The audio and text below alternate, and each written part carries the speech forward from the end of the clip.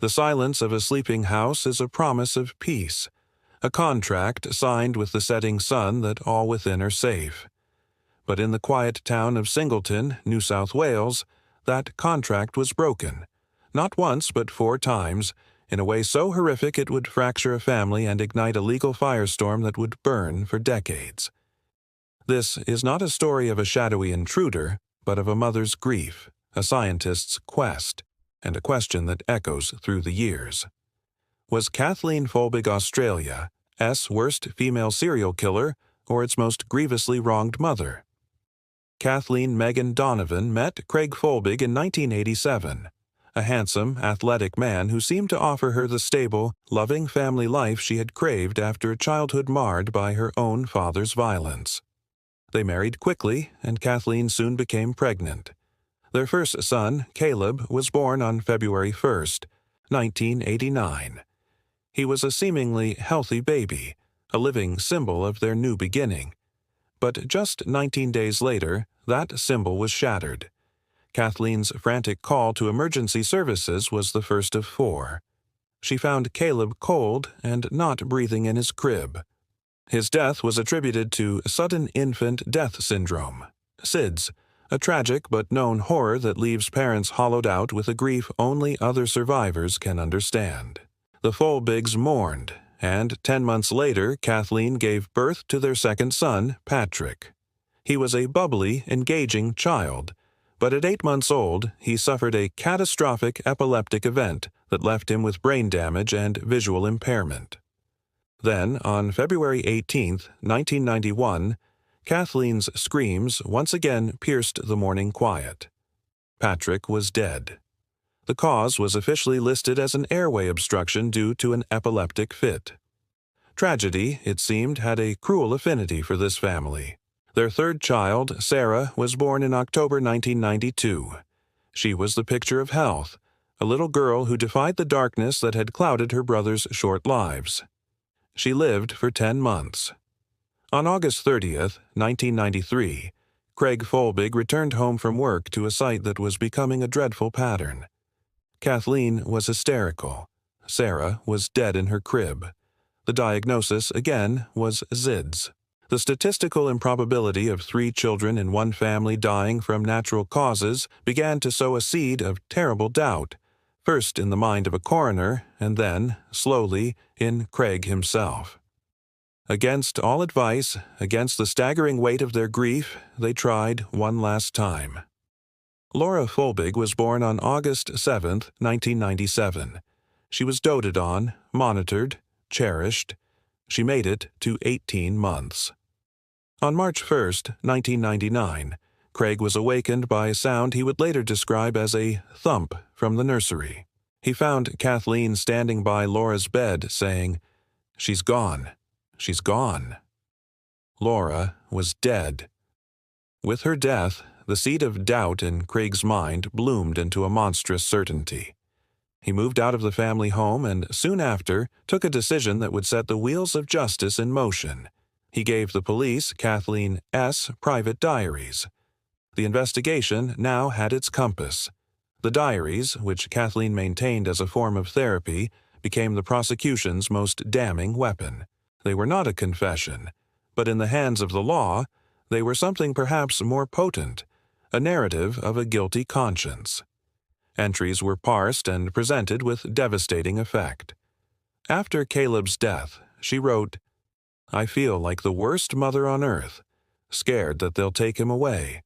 I'll lose him." After Sarah's death, a passage read, "She's a fairly good-natured baby. Thank goodness, it saved her from the fate of her siblings. I think she was warned." And, most chillingly of all, an entry from months before Laura Henschel's death.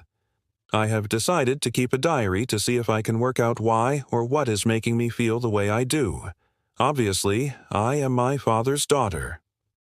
The prosecution argued this was a clear reference to the violent streak she feared she had inherited. The Crown's case was built on a legal principle known as Meadows' Law, a maxim formulated by British pediatrician Professor Roy Meadow, which essentially stated that one SIDS death is a tragedy 2 is suspicious, and 3 is murder until proved otherwise. It was statistics as a smoking gun. Combined with the diaries, the prosecution painted a picture of a woman unraveling under the pressures of motherhood, a woman who smothered her children in moments of frustration and despair. The 2003 trial was a media circus, a national obsession. Kathleen Folbigg, the quiet, unassuming woman, now sat in the dock, portrayed as a monster. The jury heard the statistics, they read the diary entries, and they saw a grieving father on the stand, a man betrayed. The defense argued the entries were the tortured, out-of-context musings of a woman drowning in grief, blaming herself for tragedies she could not understand. They were a mother's darkest thoughts, not a blueprint for murder. But it was not enough. The sheer weight of 4 dead children was an overwhelming tide. The jury found her guilty on all counts: the manslaughter of Caleb and the murder of Patrick, Sarah, and Laura. The judge sentenced her to 40 years in prison, with a non-parole period of 30. As she was led away, she became a headline: Australia's worst female serial killer. For nearly 2 decades, that was the story. But true crime is rarely so neat, and science is never static. A small group of advocates, including legal experts and scientists, refused to let the case rest. They argued that Meadows' law had been thoroughly discredited and had led to several infamous miscarriages of justice in the UK. They launched a relentless campaign for a judicial inquiry, convinced that a grave error had been made. The turning point, the shocking revelation that would crack the case wide open, came not from a detective's notebook, but from a geneticist's lab. In 2019, a team of scientists led by immunologist Professor Carola Vinuesa began examining the DNA of Kathleen Folbigg and her children. What they found was astounding. Both daughters, Sarah and Laura, were found to have a novel, rare genetic mutation known as CALM2 G114R. This mutation is known to cause catastrophic cardiac arrhythmias, a disruption of the heart's electrical activity that can lead to sudden death, especially in childhood. It was a plausible, scientific explanation for 2 of the deaths. Furthermore, both boys were found to have a different genetic variant, one linked to severe epileptic encephalopathy, a condition that could easily explain the fatal seizures Patrick had suffered. The diary entries, the advocates argued, were not admissions of guilt, but the writings of a mother who had watched her children suffer and die from invisible genetic illnesses she never knew they had. She wasn't a murderer.